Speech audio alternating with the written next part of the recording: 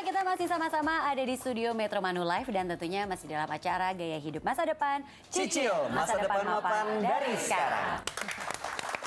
Ini deh, buat Anda nih perempuan-perempuan ibu rumah tangga, para menteri-menteri keuangan dalam rumah tangga, mendingan supaya obrolan kita juga makin semakin membuat kita paham dan mengerti nih bagaimana seharusnya kita bertindak sebagai menteri keuangan ya. Kita langsung ngobrol yuk sama Ibu Nelly Husnayati, Vice President Director Manulife Indonesia.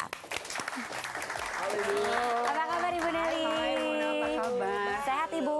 Hai, sehat alhamdulillah. Silakan duduk. Aduh, emang enak ya dari temenan sama Angel Bayu ya.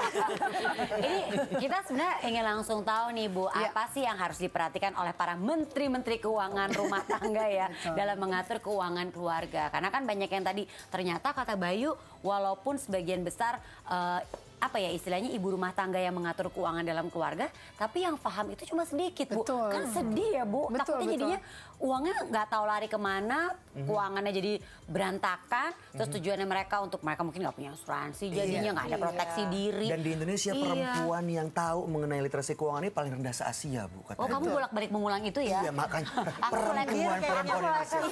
perempuan. Tapi untungnya saya nggak apa-apa, saya balik lagi, saya orang Ceko. Ceko lagi. Gimana tuh Ibu? Betul, kalau dilihat kan memang ada 51% lah dari wanita Indonesia ini sebenarnya mereka sudah melakukan peranan sebagai Menteri Keuangan, mengatur keuangan rumah tangga. Tapi memang dari data yang ada hanya sekitar 19% yang betul-betul mengerti. Gak sampai separohnya dari yang mengelola ya? Kecil sekali. Jadi kita memang mesti menghilangkan stigma bahwasanya wanita itu lebih konsumtif.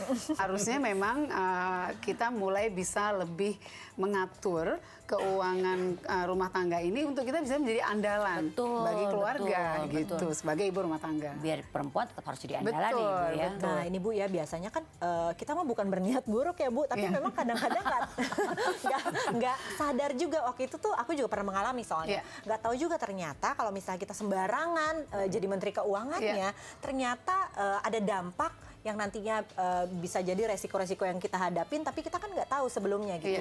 Nah sekarang cara simpel aja deh Bu, kan ribet nih ya kalau ngomongin keuangan gitu ya. Cara simpel gimana sih supaya kita melek gitu terhadap pemahaman keuangannya ya. Jadi apakah awalnya sebelum diangkat harus ada fit and proper test gitu? Sebelum dikawinin ya. Kalau fit and proper test biasanya kandidatnya harus dari satu. Waduh jangan kalau gitu. Karena sebenarnya gini, berapapun penghasilan kita kalau kita nggak pandai mengaturnya dia akan habis-habis aja ya. Kita nggak tahu tiba-tiba udah nggak ada. Jadi menjawab Mbak Mona tadi adalah pertama sebenarnya harus kita mengerti dulu bagaimana sih program perencanaan keuangan itu secara mendasar.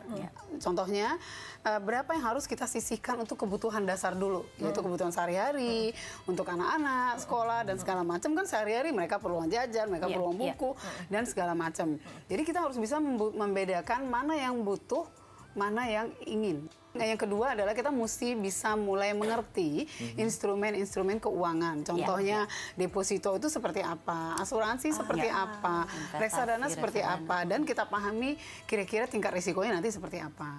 Baru yang ketiga kita harus mulai bisa memikirkan risiko masa depan.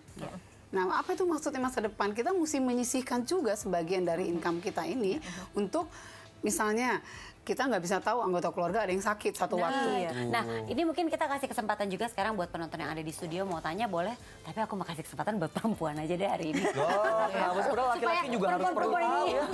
Sebagai Menteri Keuangan jadi lebih paham. Ada yang mau bertanya? Silakan kebetulan Mbak. Perempuan ya. Namanya siapa Mbak? Saya Karina, saya ingin bertanya kepada Bu Nelly. Bu Nelly, pada prakteknya dalam rumah tangga yang berpenghasilan rendah sekalipun, bagaimana sih Bu cara pengaturan cash flow yang benar gitu? Itu aja, terima kasih. Kayaknya berawal dari situ dulu ya, dari penghasilan masih kecil, lalu ke semakin lama semakin besar, jadi sudah terbiasa. Iya, terima kasih ya Karina. Bagi mereka yang income-nya rendah, juga bisa mengelola keuangannya harusnya kalau benar-benar bagus gitu ya. Kita bisa lihat masyarakat berpenghasilan rendah tetap kok bisa sekolahin anaknya. Gitu. Nah, dasarnya adalah sekecil apapun income kita harus tetap kita bisa pilah-pilah untuk kebutuhan dasar sehari-hari apa nih, anak harus makan, kita harus makan setiap hari. Nah ada sisanya kita sisihkan tadi buat tabungan. Nah ini yang kita mesti sikapi. Kalau enggak, nanti kita ngeliat uang banyak nih. Kalau belanja gitu. Iya, kalau ibu-ibu zaman dulu kan selalu diamplopin tuh. Mungkin sekarang juga kali ya, Mona. Sekarang juga, cuma amplopnya agak lebih modern ya.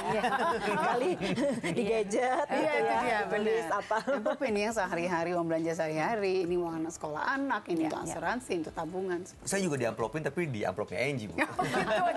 Numpang. Ibu, nih tadi kan bicara mengenai mengatur keuangan yang emang kondisinya adalah suami dan istri ada, begitu ya Bu ya. Ini kalau misalnya kondisinya single parent, oh iya, begitu ya, harus menghidupi keluarganya dan membesarkan anaknya, tapi sendirian. Ini ada cara yang berbeda atau sama juga, Bu? Justru kalau single parent dia harus lebih berhati-hati lagi. Karena apa? Karena dia kan source of income-nya cuma dia sendiri, sumber income-nya cuma dia satu gitu ya. Dia harus lebih berhati-hati jangan sampai jebol. Nah, income yang dia punya hanya satu tadi income itu ya. Jadi dia harus betul-betul pastikan baik yang punya pasangan pun ada prinsip yang mesti sebenarnya dijaga, tidak boleh berhutang. Gitu. Jadi berapapun income, apalagi tadi saya balik kepada single parent. Jadi benar-benar kebutuhan dasarnya apa ini apa, karena meleset sedikit itu kekacauannya lebih besar. Berarti emang perhitungannya harus matang. Harus dengan pencatatan juga. Jangan sampai ada yang miss. Emang jangan malu untuk nyatet deh ya. Jadi pengen ngecek nih keberadaan diri sendiri. Iya, mungkin sambil Mona juga ngecek-ngecek, sambil kita juga mulai merinci satu persatu. Anda juga di rumah pemirsa mulai, wah nyatet ya, oke, investasi ini kesini sekian. Anda, kita istirahat dulu kali ya. Kita akan kembali lagi tentunya pemirsa, jangan kemana-mana, tetap di Gaya Hidup Masa Depan. Cicil masa depan mapan dari sekarang. Kalau misalnya biar gampang, Menteri Keuangan ada 3, 4, 5 gitu nggak boleh juga? Enggak, maaf, salah ya. Itu salah ya, salah. Mungkin kamu ganti aja jadi kayak menteri keamanan gitu.